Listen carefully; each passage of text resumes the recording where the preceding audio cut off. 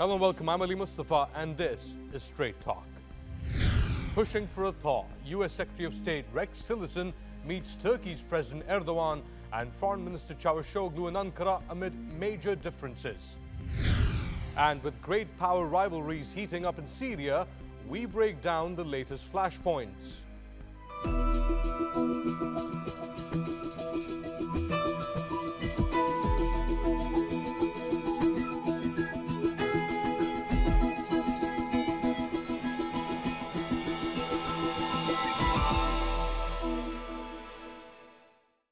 US Secretary of State Rex Tillerson has brought a message of reconciliation as he met Turkey's top leadership.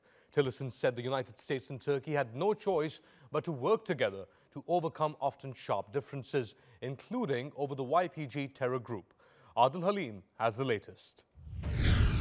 Relations between Turkey and the United States are at a critical point. The relationship is too important. It's too valuable to NATO and our NATO allies. It's too valuable to the American people. It's too valuable to the Turkish people for us to not do anything other than concentrate on how are we going forward. Despite the best efforts of high-level officials, the longtime allies are having trouble staying on the same page.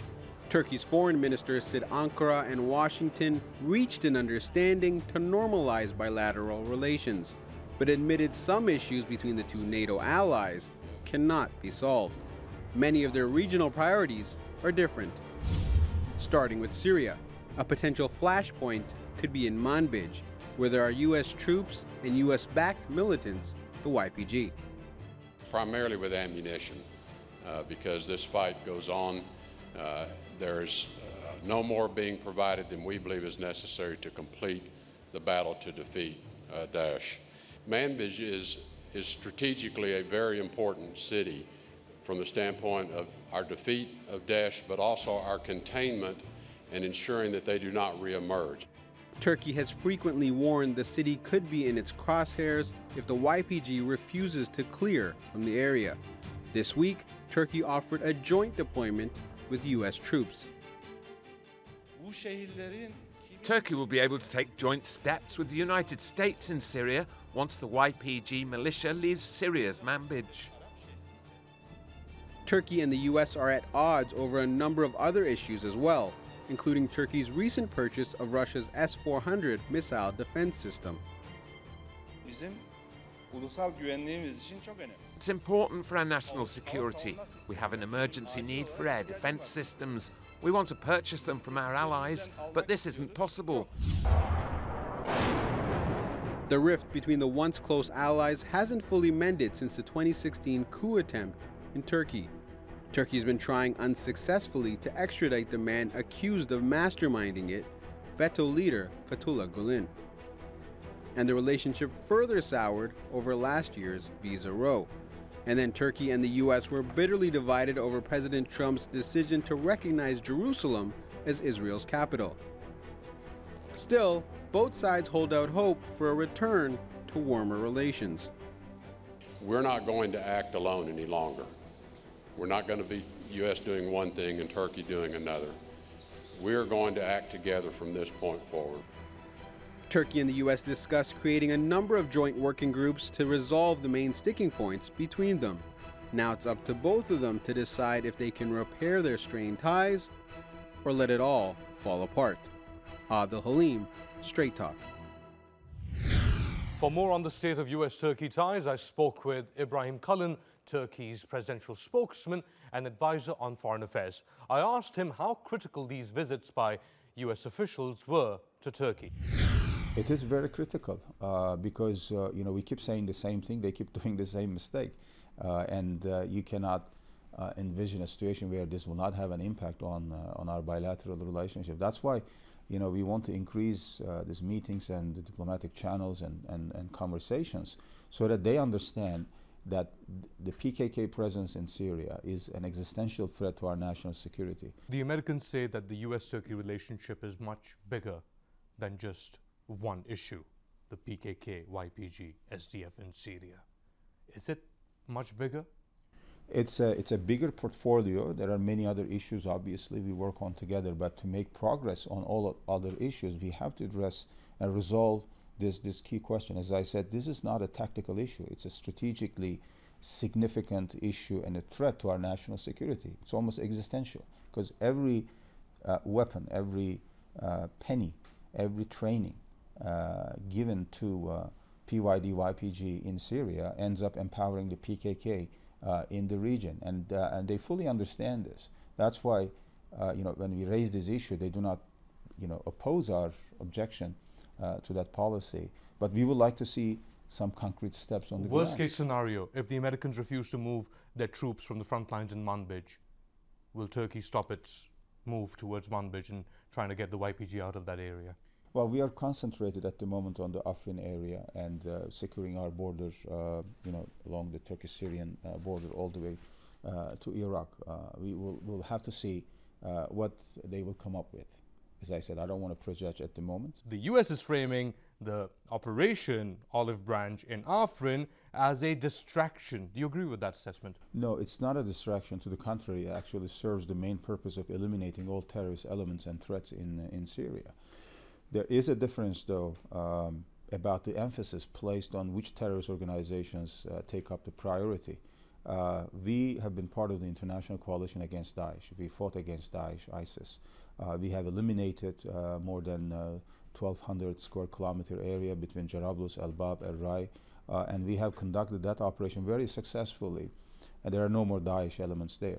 What we are telling to our American colleagues is that, look, we don't have any problem with fighting against Daesh. We do fight against Daesh. The problem is the wrong partners that they have chosen.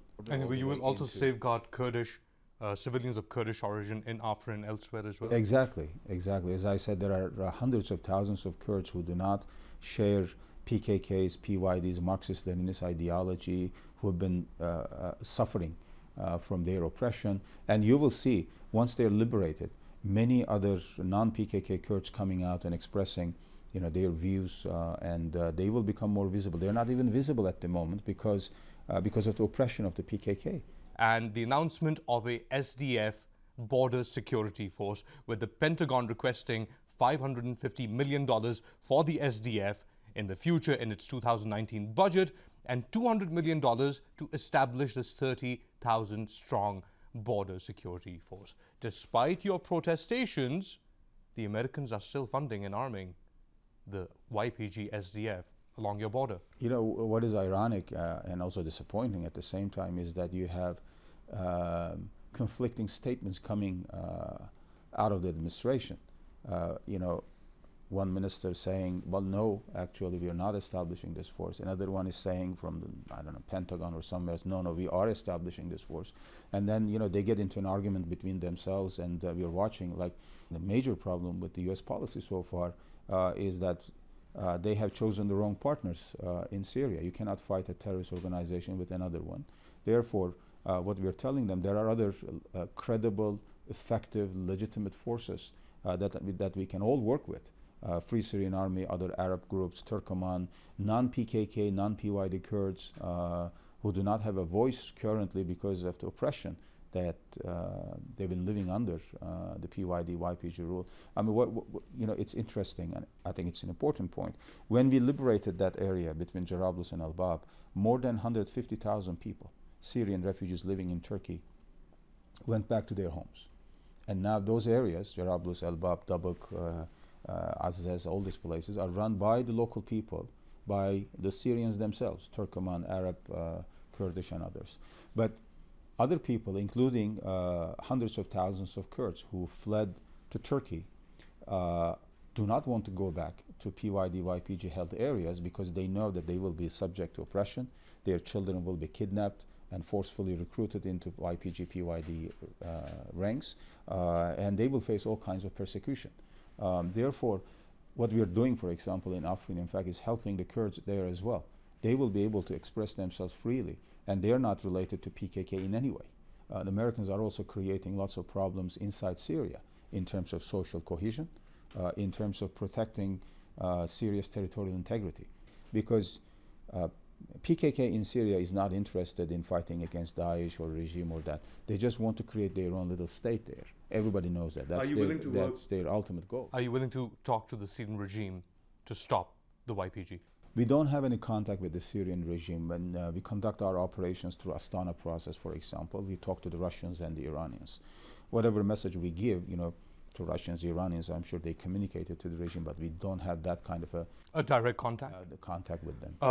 Will Turkey be okay if regime forces take over Afrin from YPG? We are not envisioning any situation like that, as we have seen, for example, in the Euphrates Shield operation area. That area was cleared from Daesh. Arab forces came in there, some Free Syrian Army, some other groups, tribes, local people, local leaders and others, and they're running their cities. So there is no Daesh there is no PKK there, and there is no regime there. So it's actually a model, for the rest of Syria, and this is what we would like to see in Afrin happening. The Center for American Progress released another poll which charted a continuing trend. It said 83% of Turks view the United States unfavorably, 46% want Turkey to confront the United States more. The Turkish state and the Turkish government is disconnecting itself from what the Turkish people want? They create lots of public anger here, and this is across the political spectrum. This is not just, say, AK Party base or the Nationalist Party.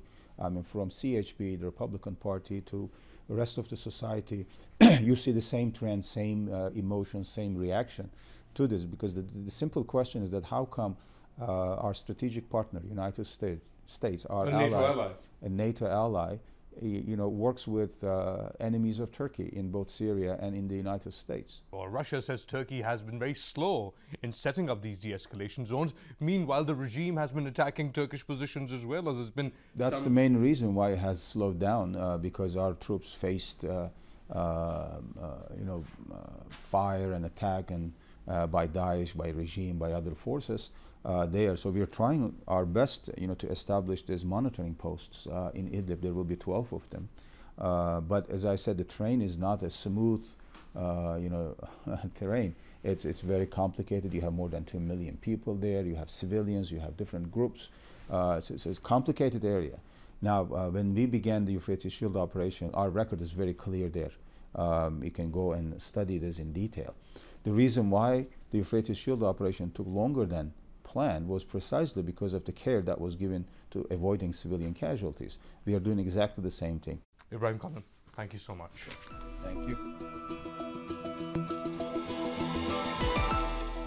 What started as peaceful protests against dictatorship in Syria 7 years later is an all-out war in which at least 400,000 people have been killed. The Syrian civil war has morphed into a regional power struggle with allies and enemies all jockeying for influence. With the recent Israeli airstrikes on Iranian targets inside Syria, this proxy conflict could escalate into something more dangerous, as James Kim explains. No longer just a civil war, the Syrian conflict has drawn in 5 great powers, all with their own goals to achieve and rivalries to maneuver. One of the first to be directly involved in the conflict, Iran is siding with the Assad regime. Estimates put Iran's support of Assad at between $6 to $30 billion a year. Analysts say Iran's military footprint in Syria comprises dozens of commanders, several thousand troops, and thousands of Shia fighters from the Middle East and beyond. Led by General Qasem Soleimani, Iran's Quds Force, which handles foreign military operations, is leading the charge. And it's Iran's presence so close to its borders that has prompted Israeli warplanes to strike. No longer content on being a bystander, Israel is now jockeying to consolidate its strategic position. Since 2013, it has launched more than 60 airstrikes in Syria. Israeli jets bombed Iranian and regime targets on February 10th after what Tel Aviv said was the infiltration of an Iranian UAV into its territory. Israel lost a fighter jet during its retaliatory airstrikes. Israel is not the only one to have lost an aircraft in recent weeks. Russia had one of its fighters shot down over Syria's Idlib on February 3rd. Its military intervention in Syria started in 2015 when Russian fighters began operating out of the Khmeim airbase. Altogether, Moscow has 3 military bases in Syria. On the face of it, Russia says it fully backs the Assad regime, but analysts believe it has long-term plans of establishing a permanent military footprint in the Middle East to directly challenge the US. Long on the sidelines of the Syrian war, the US began stepping up its involvement in 2014 to counter Daesh. To help battle the terrorist group, the US turned to the YPG, an affiliate of the PKK, who has waged a deadly war against Turkey for decades. Providing billions of dollars in military equipment, training, and air support, the YPG was able to make rapid gains in northern Syria. This has caused concern in Ankara. Turkey has borne the brunt of the fallout from the Syrian war, having endured rocket attacks from terrorists operating inside Syria to hosting more than 3.5 million refugees. Through Operation Euphrates Shield, launched in 2016, Turkey led the way to clear northern Syria of Daesh. Having pushed the terror group out of towns like Jarablus to allow the return of refugees, Turkey is trying to emulate that success in Afrin, where the US-armed YPG terror group is dug in. Ankara says it plans to expand its operations further, which could put on a crash course against US troops in Manbij. Syria has become a battleground where old allies and sworn enemies could all be facing off against each other. The country's future may be decided by how much these great powers cooperate or clash. James Kim, Straight Talk.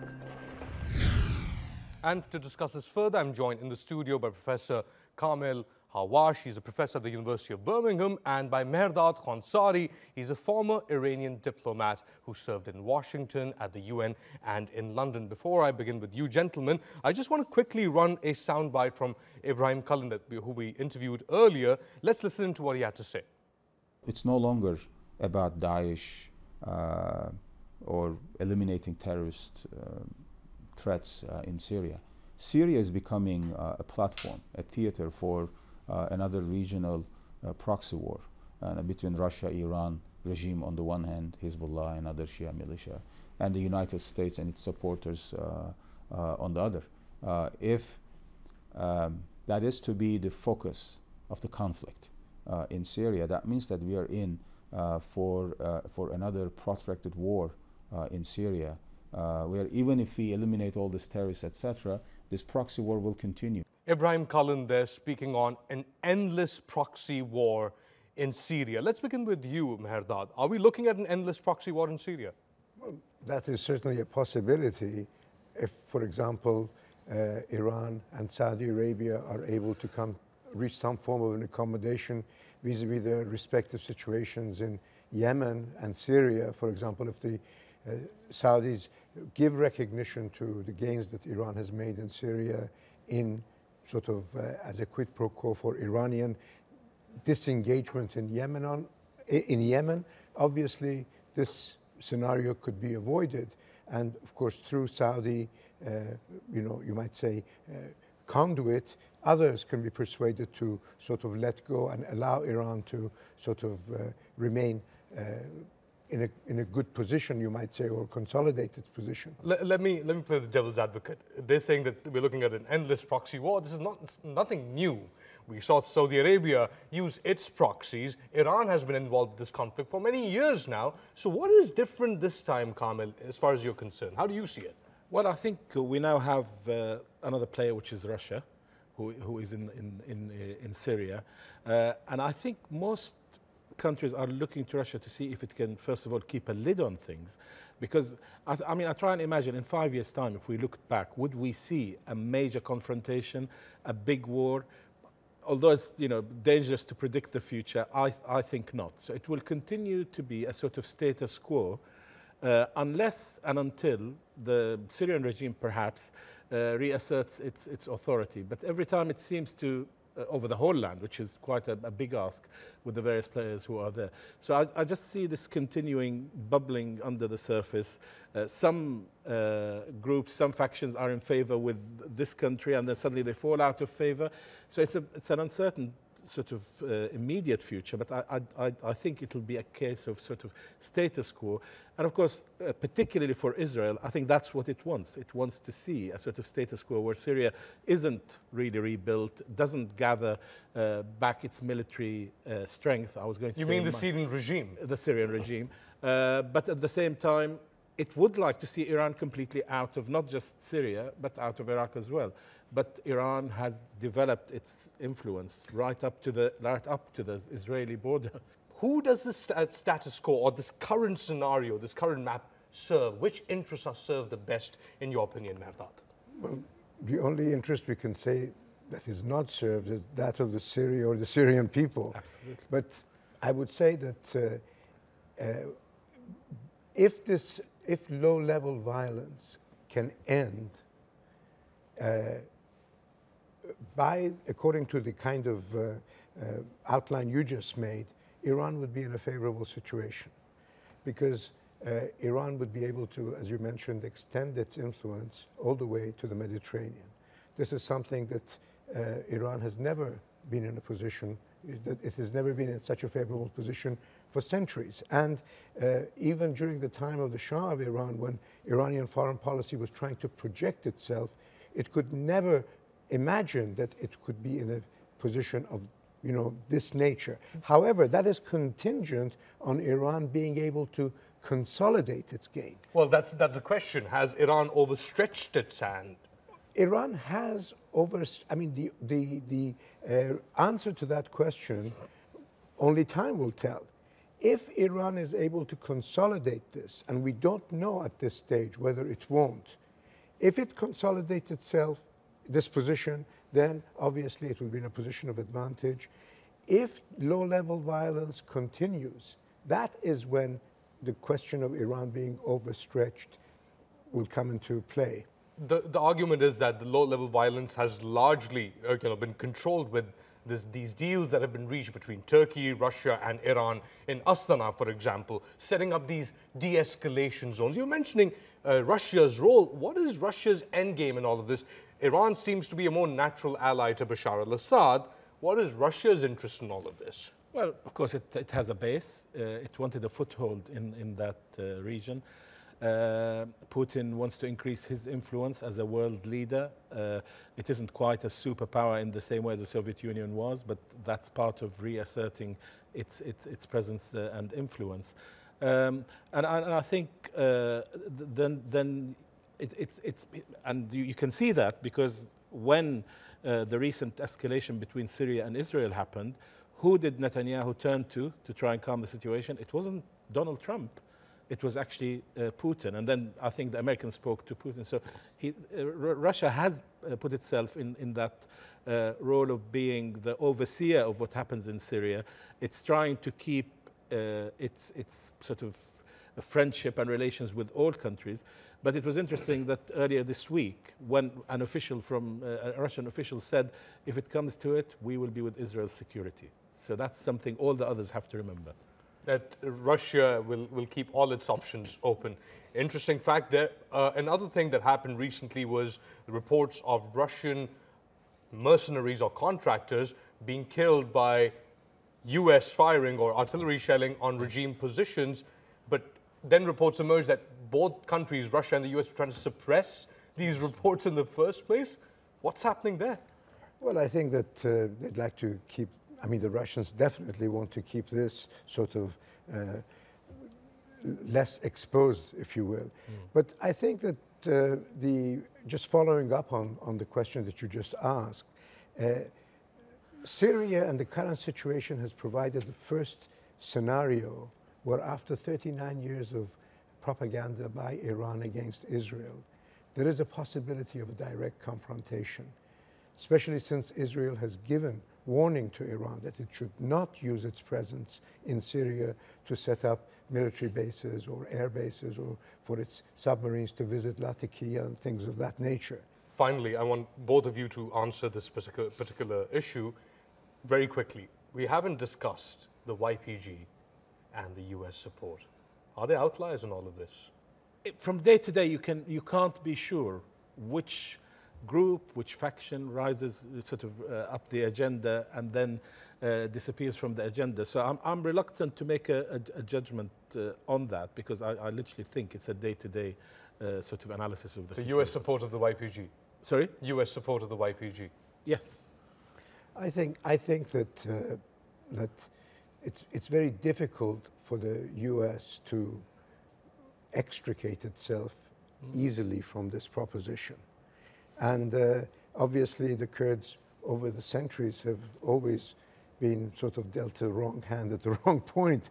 And the odds are that, that they will not prevail, you know. But what is important, I think, is that in the broader question of preventing Iranian consolidation in this region, that the Americans will continue with their support of the YPG. Does that then bring Turkey and Iran closer?